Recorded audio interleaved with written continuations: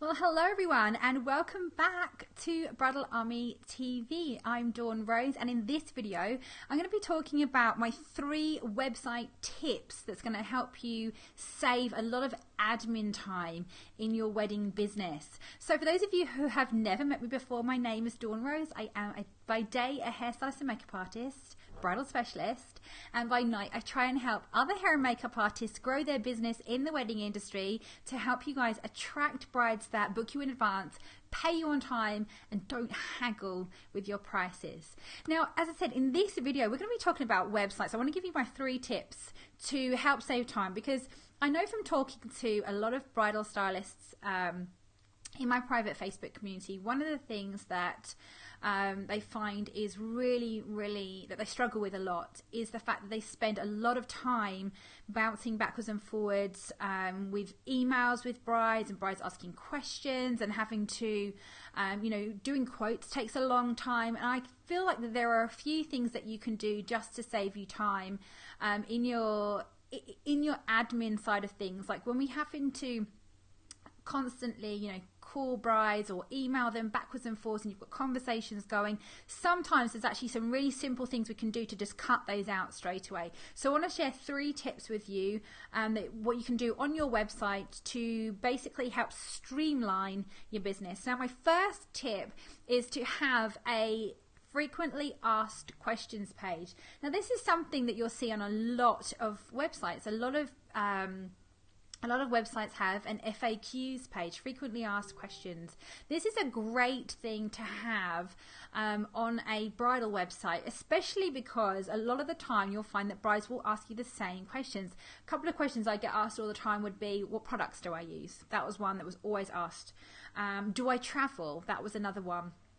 And just straightforward and simple questions. Do I come to you for the trial? What do I bring to the trial? All things like that.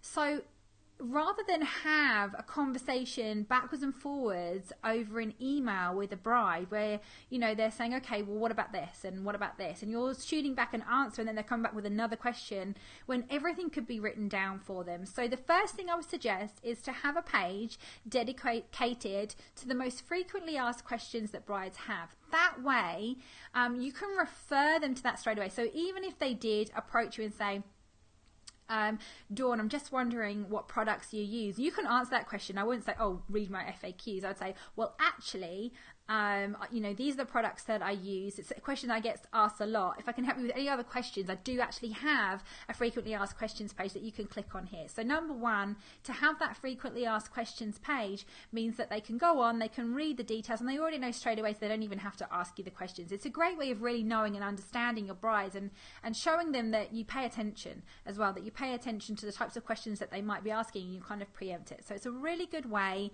of kind of building a little bit of affinity and putting a little bit of trust with your brides straight away, because you're answering questions that they've got in their heads. And in fact, some of the questions you might have written down things that they perhaps never even thought of before, but you've answered them anyway, because it's perhaps something that they should be thinking of, that from experience it's something that they should be thinking of, but perhaps because they're new and they've never been married before, it's not something they thought of, but thought, oh, that's a really good idea. I wish I had thought of that myself. So having a frequently asked questions page is my number 1 tip to help cut down on that admin time. My second tip is to have a quote request page. So in other words, there should be a place where your brides can submit all of their details to get a quote from you. None of this can you sending you an email just saying, yeah, I'd like a quote for my wedding, please, it's on this date, and then you having to email back going, okay, so how many people involved, what would you like here? And it's a massive long email. Then they've got to write back to you and say, oh, I've got 6 bridesmaids, 2 mums. Forget all that. It's just such a waste of your time. Have a quote request form on your website, so literally you can say, on your website, you can say, want a quote? Click here. They click, and then they can just fill out their details and submit their details for a quote. It's so much more streamlined, and it will save you so much time in the long run going backwards and forwards. Then you'll get the information sent to you on this form in an email. You have all of these details. All you've got to do really is perhaps print out this email, have it in front of you, and then you can type up your quote according to what they've requested. It gets your your bride's able to request those quotes really, really quickly, and it saves you so much time spent, again, email admin. Hey Tina, how are you, dar? Having a nice afternoon, I hope. Got any weddings this weekend? I've just been talking about how we can streamline our services, trying to get them so that we don't have to keep talking backwards and forwards with our brides, because one thing I've noticed in the group is people saying that they do a lot of admin and it's taken a lot of time. I've been doing a little bit of an intense group with some of the people and doing some testing for me. And another thing that they have said as well is that they spend hours in the evenings on the computer, sifting through emails from brides, answering questions and stuff. So my tips today are to help you get streamlined and help you basically have a bit more of a stress-free life and save some time. So tip number 1 was my FAQs page. Tip number 2 was a quote request page. Now my third tip, hey Jen, how you going down? My third tip for saving you time in your wedding business is to have your price list on your website. I cannot tell you. Great day off, Tina says. Yes, admin is a pain. Oh, it's always a pain. It's one of those things that just takes so much time in your business. So having a price list, guys, my top tip of all tips, the tip of all tips, have your price list on your website. If you don't have your price list on your website, you are just causing yourself more trouble than it's worth, because first of all, you say, contact me for a price list, and they're emailing you for a price list, and you've got to email them back the price list. Now, whether this is done automatically or not, they've then got the price list. You don't know if they're interested or not. You don't know if they can afford your prices or not. You're then chasing a bride saying, did you get my quote? Did you get my price list? Would you like a quote? It's such a waste of time. Forget all of that. Have your price list right there in front of them. If they can afford you, they will request that quote. If they can't afford you, then they won't. And it gets rid of them. It's like using your price list is like a filter. It's a filter to filter out what I call the crud. That's what I call the brides that can't afford you. They're the crud. They're of no use to you. Bless them, have a lovely wedding, but if you can't afford me, don't contact me. What you'll find is if you've got your price list on your website, the brides that can afford you and think to themselves, yeah, okay, this is great. I love everything about this person. I love all of their images. I love their social media. Their pricing is amazing. Great. Yes, click. I'd like a quote, please.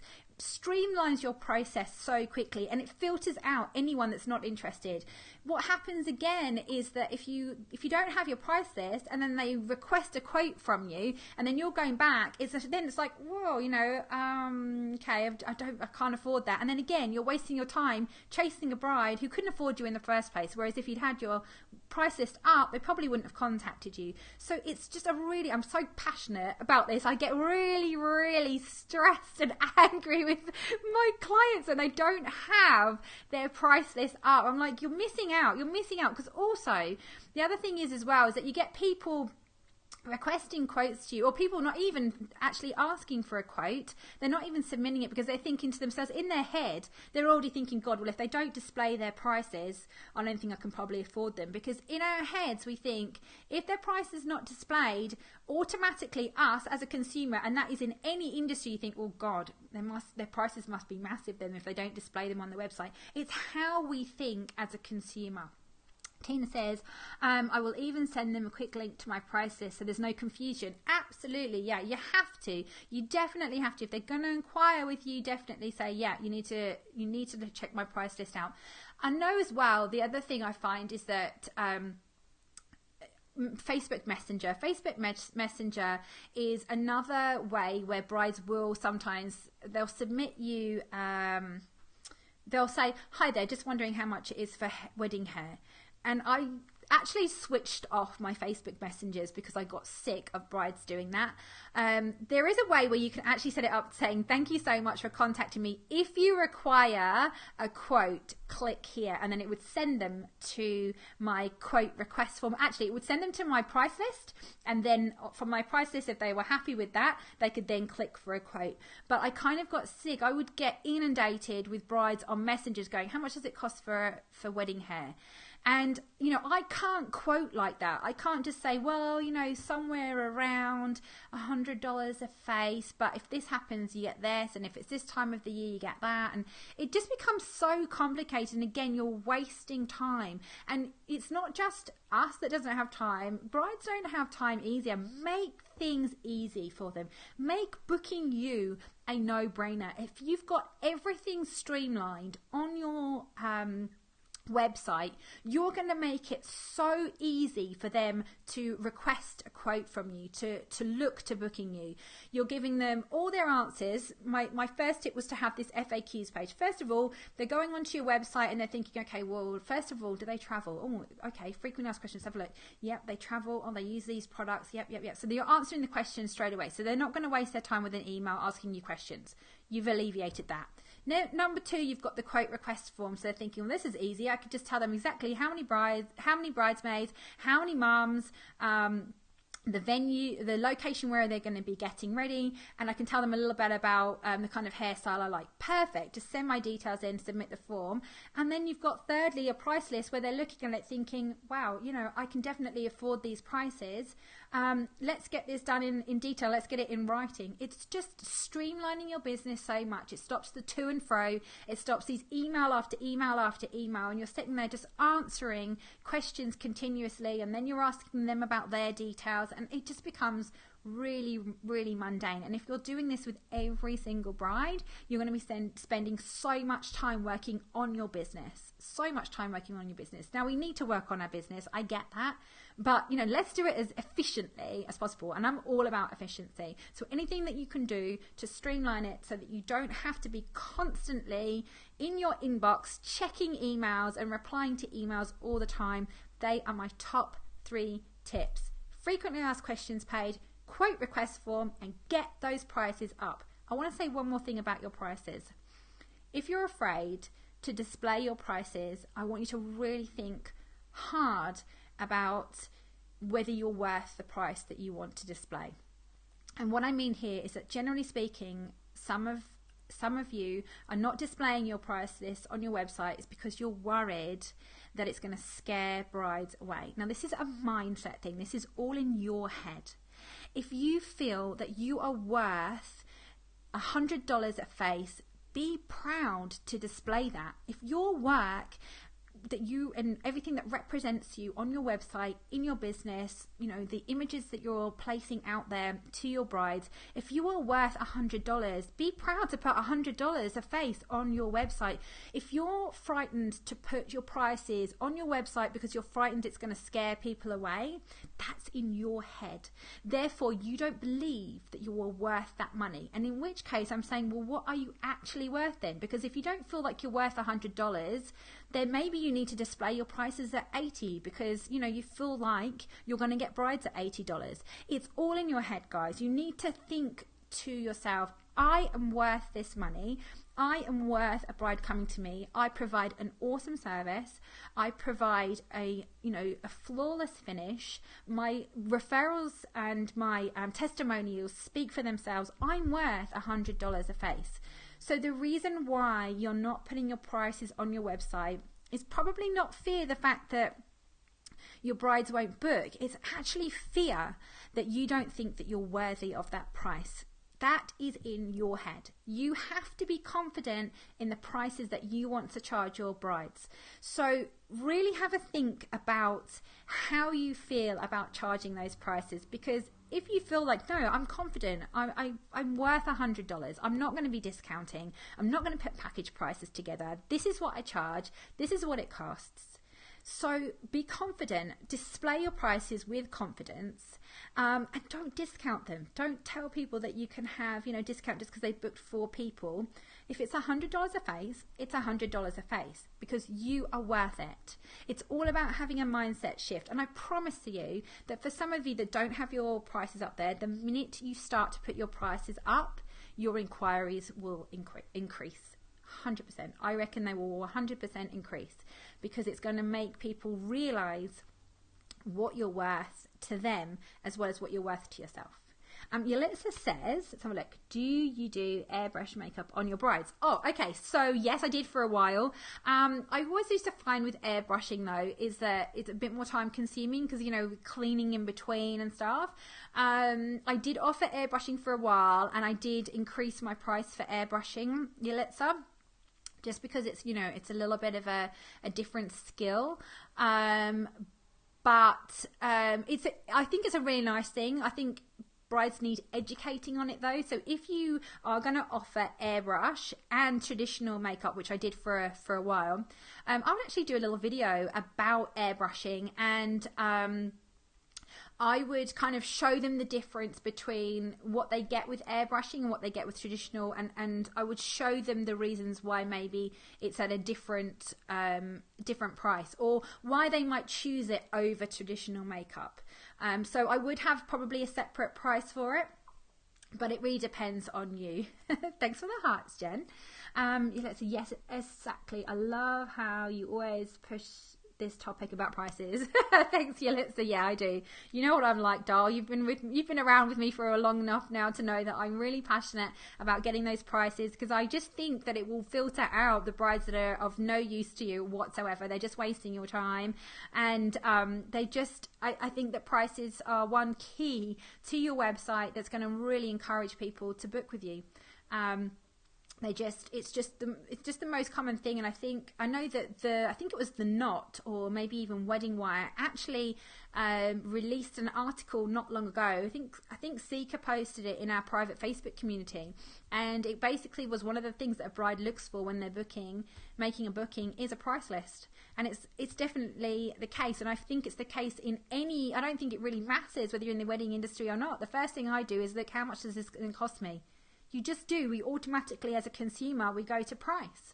So I think that by having a price list on there, it basically allows a bride to think to themselves, well, yes, I want to contact them, or no, I don't. And it just saves them time, and it saves you time in the long run. Tina says, if they base their decisions on price, then they will miss out. How do you mean, Tina? If they base their decisions on price, then they'll miss out.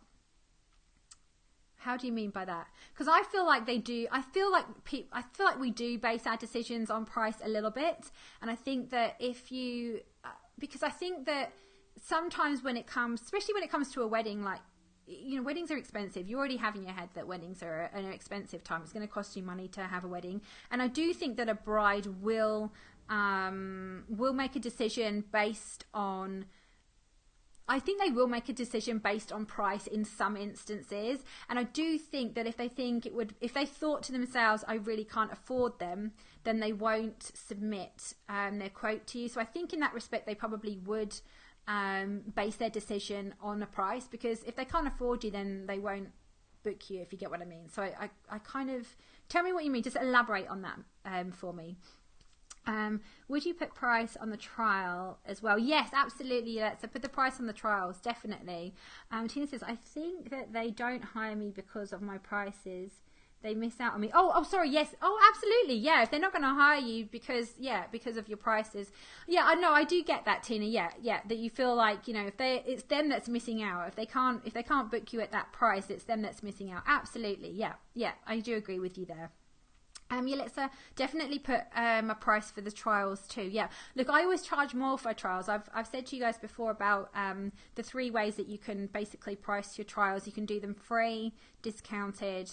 It gets people through the doors, but it's a dodgy way of doing it. The only way I would do that would be when you are maybe starting out. It is a good way of doing it, but you don't discount the trial or give the trial away for free at the time.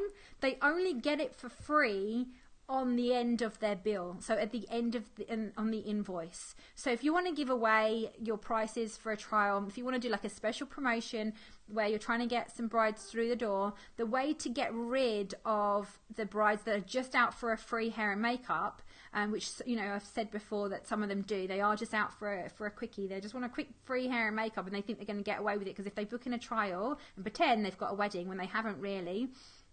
The only way I reckon you can do that to get rid of those kind of people is to say, I'm offering free hair and makeup trials to those brides who book me within 24 hours of their trial. So they have to book, pay a deposit, and then you will knock off the price of the trial off their overall invoice. That is the only way. So at the end, when they have their full... at the end, my computer just went funny on me. So at the end, when they have their price, when they have their full invoice at the end, you'll say that you'll take the cost of the trial off of that at the end. That gets with them. The second way of doing your trial prices is the same as the wedding day. The reason why I would say you could do it the same price as the wedding day, and the reason why I don't do it anymore was because I felt like I spend a lot of time on my trials. Like a trial can last, a couple of hours, and you're testing things out, you're trying things out, you're doing you're kind of consulting a little bit with the bride as well about the rest of the bridal party. And I find that if you charge the same amount as you do on a wedding day, you're either one, devaluing your trial, or two, you're kind of saying, well, you're going to spend that amount of time per person or with the bride on wedding day. And really, wedding day should be quick and easy, and you should be able to knock their hair or makeup out within an hour. So I feel like you're spending two and a half hours maybe with a bride for a hair and makeup trial, and then you charge them exactly the same on the wedding day. So for me personally, I always felt that I wanted to charge them more because they were spending more time with me on the trial. I sat down, broke things down with them. We talked about, things that can open their eyes, things that makes their lips a bit bigger, all that kind of stuff. But we wouldn't do that on the wedding day. So for me, it made sense to say, you know what, the reason why I charge this much for trials is because I'm going to spend my time with you. And I feel like the trial is the key to an amazing wedding. That was always my thought. And look, trust me guys, I've done all three. I have done the free and discounted, and I've made the mistake of saying, yeah, come for a free trial, and then they don't pay you anything and they're not really a bride, and I've just lost money because I've just done hair and makeup for free. So trust me when I say I've done that quite a few times, in the past, and thought, oh, that didn't work out. They didn't book me for their wedding, and then realised that perhaps actually they weren't a bride in the first place, then were just after my free trial. So I have that was a lesson learnt for me. So I'm teaching you that, guys, so that you don't make the same mistake as me. Again, I've done the whole like for like, and I don't think there's any reason why you shouldn't.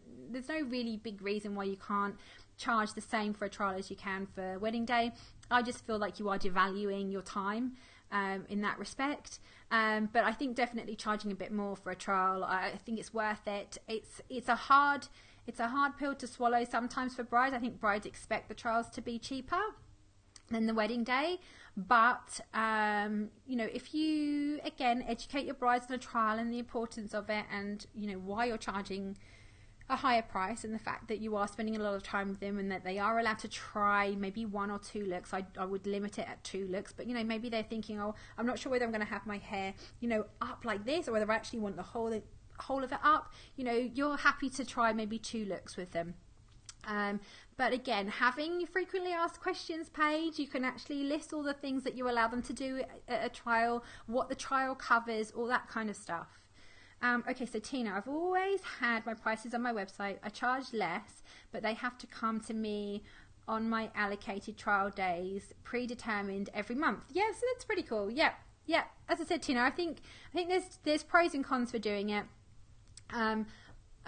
Also, you said, oh gosh, typing is crazy. Oh, your sentences, they're making sense, Star. Don't worry, they're making sense. Jen says that makes so much sense. Oh, good, Jen. I'm glad that you think that. Yeah, I think it does. I think that I have done it where I've just charged a little bit less for a trial, but I just feel like, it's my time. Even though I'm the same team, not Tina, I do get them to come to me for the trial. But again, it's just I'm spending a lot of time doing the trial. I just felt like after a while of doing it, I kind of felt to myself, you know what, I feel like I'm devaluing all the time that I'm spending. Plus, the other thing is as well, remember guys, that a wedding day isn't just you turn up to wedding day. There's a lot of forwards and backwards with you and all of this admin that we're doing. We've got to cover our time cost somewhere. A trial isn't just an hour and a half with a bride to do their wedding makeup. A trial is also covered when you're doing all the quotes and you're writing their emails, and you're making sure then after you've seen them for a quote, you've got to do their contracts, and you've got to meet them and get them to sign their contracts, and everything that you do, it isn't just about the fact of they come in and used your hour and a half time there and then in your studio. It's all the stuff around that too, like the trial, all the pre-wedding work should kind of be included in that trial price. Like, you want to make sure that these brides are the right bride for you. If you're not charging enough, if you feel like you're not charging enough for the services that you're offering and the time that you're spending per wedding, then you need to up your prices. You need to start charging a little bit more. Yelitsa says, yes, I think 2 looks, it's fair to change. Yeah, you're fair to charge for the trial. Yes, I agree. Yeah, I agree. I think that I think 2 looks is plenty. Tina, do you have a template for your contracts? Yes, I do, Tina. I do have a template for my contracts that I use. I've actually got a little mini course on contracts, which I'm about to update soon, and it's all about being able to create your own contracts. But yeah, I use a template, and the reason why I use a template is just, it just makes things so much easier. Pretty much as well, my template was print it out, and all you had to do is fill in the bride's name and details, and they just had to read it through. A tip that I would give you on contracts as well, if anyone wants a tip on contracts, my tip is to get them to sign each clause of your contract. So when you're going through it with the brides, make sure that there's a little line next to each clause, and they sign, when you're reading it through, that they sign each little clause, so you know that you've gone through everything with them and they've understood what you said. So not just having them sign on the bottom, actually having it next to it. Tina, I'll let you know, there is a course at the moment that I've had around for a while, but it's due to be updated, so it's one of the things I'll be updating quite soon. Yeah, I'll let you know when that course comes about, definitely. I've got a lot of things in the pipeline. We're doing some great stuff over in a little beta test group that some of you guys know about. I asked for some testers for a course coming up soon, and we've been doing like a little fast track into getting wedding inquiries. So that's coming to an end pretty much at the end of this week, and we're getting to sort of that end point with that, and we're going to see how we go with results. Yelitsa, I'm going to move my little microphone. I'm spending so much time in making my home into a comfortable studio to work from, so I will be charging what I'm worth. Absolutely, definitely, Yelitsa. Yeah, exactly. The environment around you, it counts as well. Everything, the whole experience that a bride has for you. I've said before that the bride, when a bride books you, they don't book you because of you are able to execute a look. Like, they don't book you for that reason. Pretty much any makeup artist or hairstylist can probably give them the look that they want. What they're doing is they're booking an experience with you, and I think that's the key to really understanding how you as a hairdresser, makeup artist can stand out to a bride. You're selling them on an experience, not the fact that you can do a smoky eye. That's not the case. Any hair and makeup artist, or any makeup artist, let's say, who has, trained in makeup, can do a smoky eye. It's not the look that they're booking. What they're booking is the whole experience with you as a stylist, and that starts with your trials, your consultations. It even starts with your website. It starts with how you look, technically, like on paper, if you know what I mean, on screen. How do you look to them in the first place? You're selling them on a lifestyle. You want the bride, you're selling your brides, you're displaying your work because the brides want an outcome. They want that whole experience of what another bride has had. It's not the fact that they think, oh, I just want to have her eye makeup. That's not what they look at on the computer. When they're looking at your photos, they're looking at your Instagram, they're looking at your Facebook, they're looking at your website, they're looking at the whole visual aspect of this beautiful wedding, of the bride smiling, of the bridesmaids and the bride having fun together. They're looking at the image and thinking, that's what I want for my wedding. It's not, oh look, she's got a dark smoky eye there and that little wing goes up there, and that's the kind of thing that's not really what they're looking at. They're looking at this whole experience you can give them as to what they want to feel from the wedding. It's all about, it's very touchy-feely, like weddings are very touchy-feely. It's all about how you're going to make them feel inside. That's what you're selling to your brides. You're not trying to sell them on the fact that you can just do a specific look. You're going to sell them on a whole package. You can do the look, but you can also make them feel amazing. You can also keep them on time, they're never late, you know. You can provide them with the best experience, the best customer service. Everything about the experience with you is what you should be selling to your brides, to give them a massive outcome rather than like a specific part of their wedding. Yelitza says, I'm excited for you to launch the course. It's going to be great. So you're a great teacher. Oh, thank you, Yelitza. That's really kind of you to say that. Guys, I hope this has been helpful for you today. I'm going to jump off now. Any questions, let me know in the comment boxes, and I will be back on again next week for another tip. Over in our private community, I'm going to have a few more Facebook Lives with you over the next week. We'll be talking more about using our website as a tool rather than as a brochure for our wedding services. So guys, take care for now. Have a great rest of the week, and I shall catch up with you again next week. All right, bye for now.